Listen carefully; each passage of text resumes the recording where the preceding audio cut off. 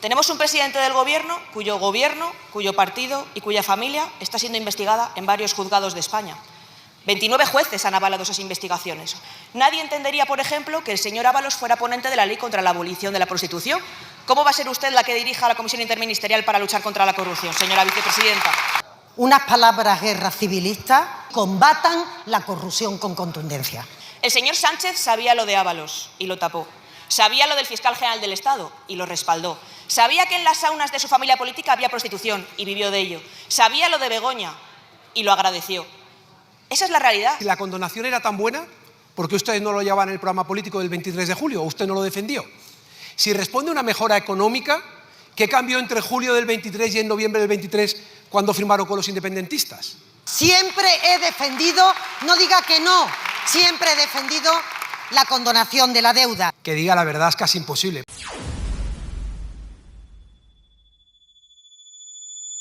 Un gobierno que no gobierna es un fraude, un gobierno que improvisa es un riesgo y un gobierno que está corroído por la corrupción es una condena para los ciudadanos.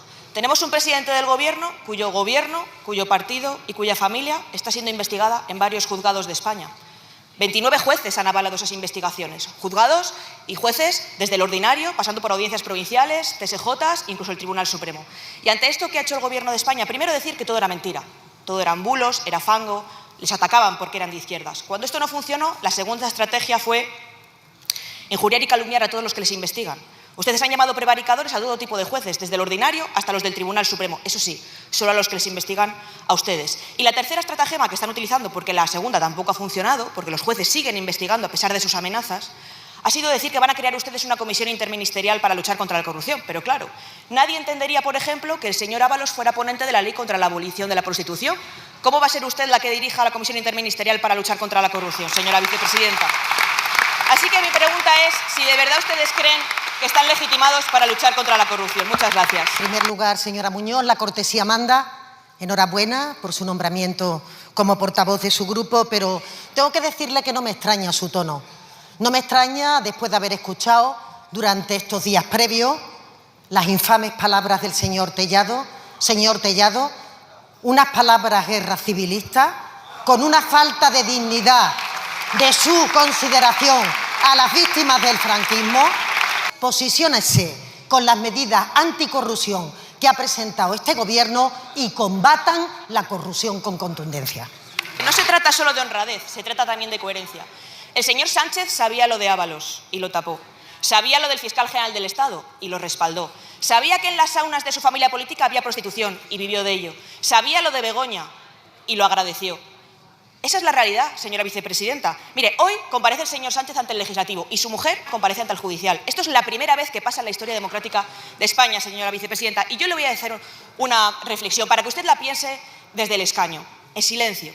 Mire, si cualquiera de nosotros tuviese ahora mismo a su mujer, a esta hora, compareciendo ante un juzgado por su quinto delito, por malversación y por tráfico de influencias en alguna administración que gobernásemos nosotros, usted cuando se levantase, ¿qué me diría? Piénselo. ¿Usted me pediría la dimisión? ¿O usted diría, no se preocupe, señora Muñoz, todos sabemos que les atacan por ser de derechas, ustedes sabemos que los jueces prevarican? ¿Usted me diría eso? Piénselo, reflexione en silencio, porque de lo que usted se responda, si me pediría la dimisión o no, ahí tiene la respuesta a si están ustedes legitimados para luchar contra la corrupción. Muchas gracias. Hoy hay dos personas que tienen que dar explicación por el mal uso de los recursos públicos, del dinero de todos los españoles. En primer lugar, Begoña Gómez, la mujer del señor Sánchez, que lo tiene que hacer en los juzgados. Y en segundo lugar, usted aquí, en el Parlamento. Le hago alguna pregunta. Mire, si la condonación era tan buena, ¿por qué ustedes no lo llevaban en el programa político del 23 de julio? ¿O usted no lo defendió? Si responde a una mejora económica, ¿qué cambió entre julio del 23 y en noviembre del 23 cuando firmaron con los independentistas? En tercer lugar, dígame si no es cierto que usted lo que pretende es, de las dos mochilas de deuda que llevan los españoles, la del Estado y la de la comunidad autónoma, usted va a sacar mochilas de la piedra de la comunidad autónoma para metérsela en la mochila del Estado. Quiere decir que ningún español verá reducida su deuda. En cuarto lugar, si usted dice que hay más recursos para las comunidades, ¿por qué la AIREF dice que en ningún caso los posibles ahorros que se generen se podrán utilizar por las comunidades? O mejor aún, porque sus propios técnicos del Ministerio de Hacienda, en la consulta pública, en la página 7, dicen exactamente lo mismo. ¿Miente usted o mienten todos ellos? Bravo. Cuando uno tiene que salir a la palestra a defender lo indefendible, hace intervenciones como la que usted acaba de protagonizar. Siempre he defendido, no diga que no, después a los periodistas le pasaré la página, no diga que no. Siempre he defendido la condonación de la deuda, pero es que además usted ha sido consejero de Hacienda. Usted sabe la ventaja que tiene para las comunidades autónomas tener menor carga financiera. La primera, pueden salir a los mercados financieros. Las comunidades en este momento no pueden ejercer el autogobierno. Responda, es difícil. Que diga la verdad es casi imposible, porque tendría que reconocer que la condonación, el cupo separatista y todas las tropelías que hacen es simplemente para que ese señor esté un día más en el gobierno. Esa es la realidad. Mire, no sé cuánto tiempo le queda en ese sillón antes de ir a Andalucía. Una Andalucía para que los andaluces le digan que no la quieren. Y cuando eso pase y usted esté sentada en el sillón de su casa y piense como ese señor, ¿cómo me recordará la historia? Usted siempre será la ministra de que subió 97 veces los impuestos a los españoles. Usted será la ministra que tuvo más prórrogas presupuestarias que presupuestos. Usted será la ministra que aceptó el chantaje de los independentistas con la condonación. Usted será la ministra que rompió la igualdad de todos los españoles con el cupo separatista y la fragmentación de la agencia tributaria.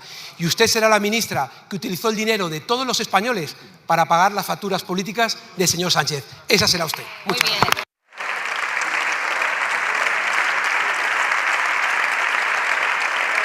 Muchas gracias por ver el vídeo. No te olvides de suscribirte, darle me gusta y activar la campanita. Nos vemos en el siguiente.